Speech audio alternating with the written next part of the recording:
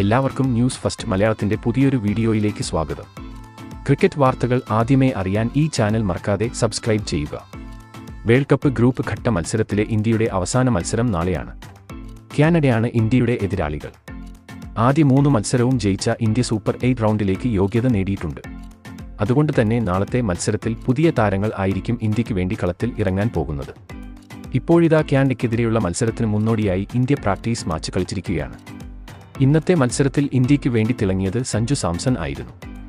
ഇന്നത്തെ പ്രാക്ടീസ് മാച്ചിൽ സഞ്ജു സെഞ്ചുറി നേടുകയുണ്ടായി. ജയ്സ്വാളും സഞ്ജുവിന് മികച്ച പിന്തുണ നൽകി വെടിക്കെട്ട് പ്രകടനം കാഴ്ചവെച്ചു. അപ്പോൾ ഇന്ന് നടന്ന പ്രാക്ടീസ് മാച്ചിനെക്കുറിച്ചാണ് നമ്മൾ ഇന്നത്തെ വീഡിയോയിൽ നോക്കാൻ പോകുന്നത്. വേൾഡ് കപ്പിൽ ഇന്ത്യൻ ടീം മികച്ച ഫോമിലാണ് കളിക്കുന്നത്.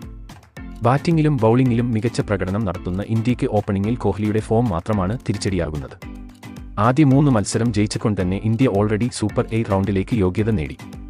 ഇപ്പോഴിതാ നാളത്തെ മത്സരത്തിന് മുന്നോടിയായി ഇന്ത്യ പ്രാക്ടീസ് മാച്ച് കളിച്ചിരിക്കുകയാണ്.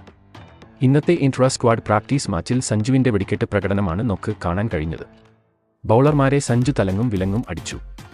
ഇന്ന് രോഹിത്തിന് ഒപ്പം ഓപ്പണിംഗിൽ ഇറങ്ങിയത് ജയ്സ്വാൾ ആയിരുന്നു. എന്നാൽ രോഹിത് പെട്ടെന്ന് ഔട്ടായി. തുടർന്ന് 3-ാം നമ്പറിൽ ഇറങ്ങിയ സഞ്ജുവും ജയ്സ്വാളും ചേർന്ന് ഫ്ലോറിഡയിൽ തീപ്പൊരി പ്രകടനമാണ് കാഴ്ചവെച്ചത്. ഇന്നത്തെ സഞ്ജുവിന്റെ അടികണ്ട് കനേഡിയൻ താരങ്ങളെല്ലാം ഇപ്പോൾ ഞെട്ടിയിരിക്കുകയാണ്. ഇരുവരും മികച്ച രീതിയിലുള്ള ബാറ്റിംഗ് പ്രകടനം തന്നെയാണ് ഇന്ന് പുറത്തെടുത്തത്. ഇന്നത്തെ സഞ്ജുവിന്റെ ഈ ഫോം നാളത്തെ മത്സരത്തിലും തുടർന്നാൽ പിന്നീടുള്ള എല്ലാ മത്സരത്തിലും സഞ്ജുവിന് പ്ലേയിങ് 11-ൽ സ്ഥാനം ഉറപ്പിക്കാൻ സാധിക്കും. കാരണം അത്രയ്ക്ക് മികച്ച കളിയാണ് സഞ്ജു പുറത്തെടുത്തത്. അതുപോലെ ബൗളിംഗിൽ ചാഹലും കുൽദീപും തിരിച്ചെത്തിയിട്ടുണ്ടായിരുന്നു. ഇരുവരും നന്നായി തന്നെയാണ് പന്തെറിഞ്ഞത്. ഇന്നത്തെ പ്രാക്ടീസ് സെഷനിൽ ഇന്ത്യ അറ്റാക്ക് ചെയ്താണ് കളിച്ചത്. ആദ്യം ബാറ്റ് ചെയ്ത ഇന്ത്യ 218 റൺസ് ആണ് അടിച്ചുകൂട്ടിയത്. സഞ്ജുവിന്റെ സെഞ്ചുറി മികവിലാണ് ഇന്ത്യ കൂറ്റൻ സ്കോർ നേടിയത്.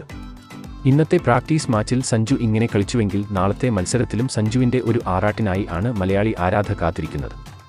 നാളത്തെ മത്സരത്തിലും ഇന്ത്യയുടെ തുറുപ്പുചീട്ട് അത് സഞ്ജു തന്നെയാണ്. കാനഡ ഒരു ചെറിയ ടീമാണ്.